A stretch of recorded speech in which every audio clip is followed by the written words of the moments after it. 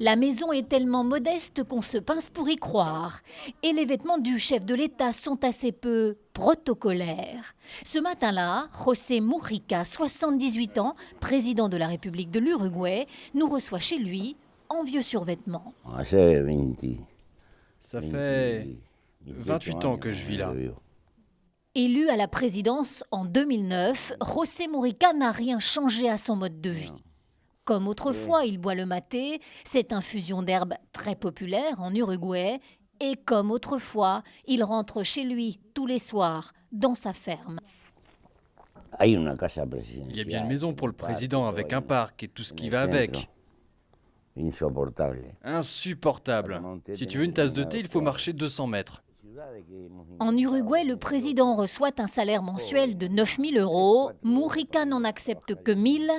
Le reste est reversé à l'État. L'ex-guérillero d'extrême gauche est aujourd'hui un président totalement hors norme, un ovni politique façonné par ses années de prison sous la dictature militaire. J'ai dû vivre pendant 10 ans dans des conditions extrêmes. Et quand la nuit, j'avais un matelas pour dormir, c'était comme avoir gagné à la loterie. Alors j'ai appris à vivre avec rien. Je ne fais pas l'apologie de la pauvreté.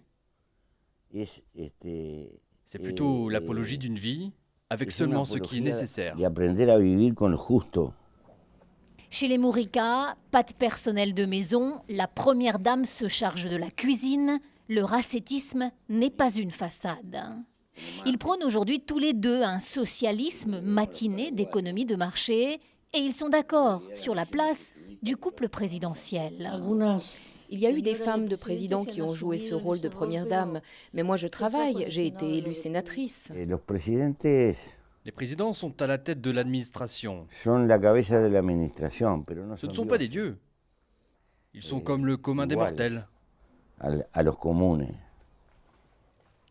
Le président le plus pauvre du monde a aussi à sa disposition une résidence d'été dans la station balnéaire très chic de Punta del Este. Il a demandé qu'elle soit vendue pour financer des logements sociaux. Il n'y a jamais mis les pieds. Pour arriver jusqu'ici, il faut quitter Montevideo, la capitale de l'Uruguay, et emprunter ce chemin de terre rudimentaire. Entre deux obligations présidentielles, Mujica donne volontiers un coup de main à ses voisins cultivateurs. Seul indice de la présence ici du chef de l'État, ces deux officiers de sécurité. Dans son bureau présidentiel, ici au cœur de la capitale, il ne porte jamais de cravate. Un chef d'État atypique pour l'un des pays les plus stables d'Amérique latine. L'Uruguay affiche aujourd'hui une croissance économique honorable et un taux de chômage à moins de 6%. Mais c'est surtout dans les campagnes et les milieux les plus défavorisés que Mujica est très populaire. Pas d'avion privé pour ce président. Ce jour-là, il atterrit dans un appareil de la garde civile à Salto, au nord du pays. Il a troqué son survêtement contre un jean. Il vient inaugurer des logements sociaux pour des mères célibataires. Le président se laisse embrasser et photographier avec bonhomie. Ses gardes du corps ont ordre de ne rejeter personne. Il est un exemple pour nous. Avant lui, personne ne reversait son salaire, c'était même plutôt le contraire. On avait le sentiment qu'on nous volait.